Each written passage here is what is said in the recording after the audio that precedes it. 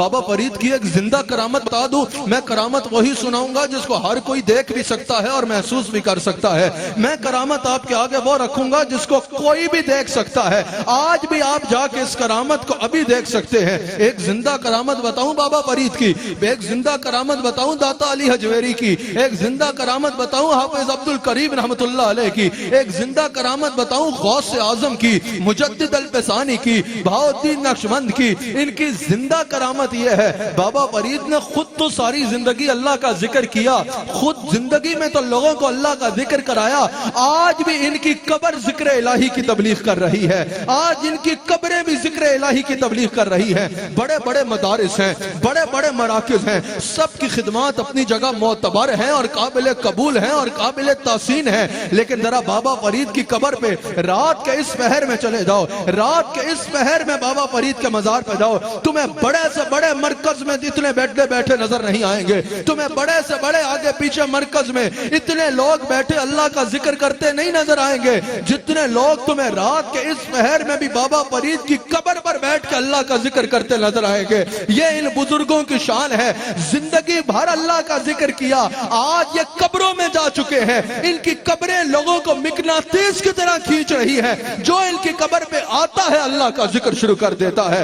جاؤ نا بابا فرید کے مزار پہ، یاد رکھنا جاہلوں کو دیکھ کے فیصلہ نہ کرنا، ہمارے پہ بات کرو تو ہمارے جاہلوں کو دیکھ کے نہ کرنا، ہمارے اہل علم لوگوں کو دیکھ کے کرنا، ہمارے پڑھے لکھے لوگوں کو دیکھ کے کرنا، ہمارے صحیح العقیدہ لوگوں کو دیکھ کے کرنا۔ جاہل ہر جگہ ہوتے ہیں اور اپنے کاموں میں مصروف ہوتے ہیں۔ آؤ نا ذرا بابا فرید کے مزار پہ، اس وقت چلو بابا فرید کے مزار پہ، اس وقت چلو داتا علی حجویری کے مزار پہ، وہاں کیا ہو رہا ہوگا؟ قبر کی ایک جانب بیٹھ کے کوئی ذکر کر رہا ہوگا، دوسری جانب بیٹھ کے کوئی قرآن پڑھ رہا ہوگا، اس طرف بیٹھ کے کوئی قبر سے نہیں اللہ سے دعا کر رہا ہوگا، اللہ سے دعا کر رہا ہوگا۔ تو پتا چلا ان بزرگوں کی یہ شان ہے، دنیا سے جا چکے ہیں لیکن آج بھی اپنی قبروں پہ لوگوں کو بلا کے اللہ کا ذکر کروا رہے ہیں، اللہ کا ذکر کروا رہے ہیں۔ یاد رکھنا یہ ان اولیاء کی شان ہے۔ پھر حضرت بابا فرید نے اسی ذکر و فکر کے ذریعے، اسی عبادت و ریاضت کے ذریعے، اسی علم اور اس پہ علم پہ عمل کے ذریعے اللہ کا قرب پایا، اور اللہ نے آپ پہ اپنا وہ رنگ چڑھایا جو آج 780 سال بھی بعد دنیا کو نظر آ رہا ہے۔ 780 سال بعد بھی جس رنگ کو دنیا دیکھ رہی ہے، یہاں بیٹھے اور پوری دنیا میں سننے والے ناظرین کی توجہ چاہتا ہوں۔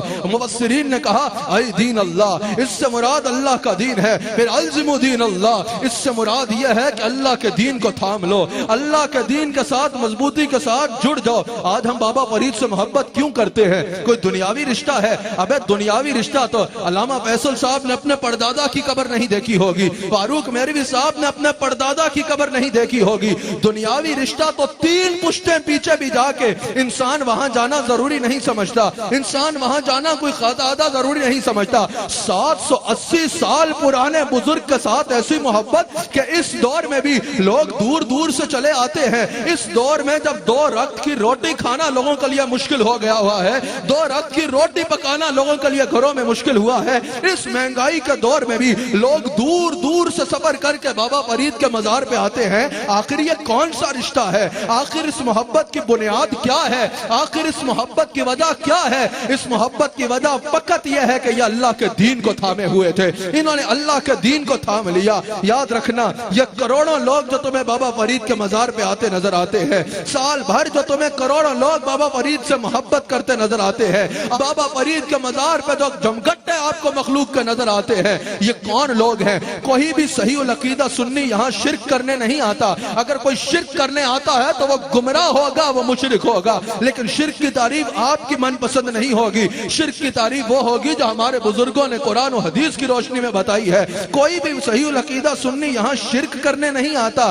جو صحیح العقیدہ سنی یہاں آتا ہے اس لیے آتا ہے کہ یہ وہ اللہ کا بندہ ہے جس نے لاکھوں لوگوں کو شرک سے پاک کیا ہے، لاکھوں لوگوں کو اللہ کے دین میں داخل کیا ہے۔ ارے بھائی یہ جو اتنی مخلوق تمہیں یہاں نظر آتی ہے، اس کی وجہ یہی ہے کہ یہ اللہ کا دین کے ساتھ جڑے، انہوں نے اللہ کی محبت کو دل میں بسایا، انہوں نے لاکھوں لوگوں کو اللہ سے جوڑا، اب لوگوں کے دلوں میں ان کی محبت اللہ ڈال رہا ہے۔ ان الذین آمنوا وعملوا الصالحات سیجعل لهم الرحمن ودا کی تفسیر میں علامہ ابن کثیر نے حضرت حرم بن حبان کا قول نقل کیا۔ حضرت حرم بن حبان کہتے ہیں، حافظ ابن کثیر نقل کر رہے ہیں کہ جو اللہ کی طرف صدق کے دل سے جھکتا ہے نا، اللہ اپنے بندوں کے دلوں کو اس کی طرف جھکا دیتا ہے۔ بابا فرید صدق کے دل سے اللہ کے آگے جھکے، اب مخلوق کا دلوں کو ان کی طرف کون جھکا رہا ہے؟ اللہ جھکوا رہا ہے۔ اب یہاں لوگ آتے ہیں، بابا فرید کے مزار پہ آ گئے، بابا فرید کے مزار پہ آ کے کہتے ہیں بھئی ماشاءاللہ اللہ ہو رہا ہے، اللہ کا ذکر ہو رہا ہے، قرآن کی تلاوت ہو رہی ہے، ذکر و فکر ہو رہا ہے، یہ تو اچھی بات ہے۔ اتنے میں ایک بندہ نعرہ لگاتا ہے، اللہ محمد چار یار، حاجی خواجہ کتب فرید، اور مزار گھونج اٹھتا ہے حق فرید یا فرید کے نعروں سے۔ وہ بھائی صاحب سر پکڑ کے بیٹھ جاتے ہیں، کہتے ہیں بھئی اللہ اللہ کا ذکر تو سمجھ میں آ رہا ہے، یہ حق فرید یا فرید کا ذکر کیوں کر رہے ہو؟ اللہ کا ذکر تو ٹھیک ہے، یہ حق فرید یا فرید کیوں کر رہے ہو؟ تو میرے بھائی قرآن میں تم نے پڑھا نہیں، اللہ فرماتا فَاذْكُرُونِي أَذْكُرْكُمْ، تو میرا ذکر کر میں تیرا ذکر کروں گا۔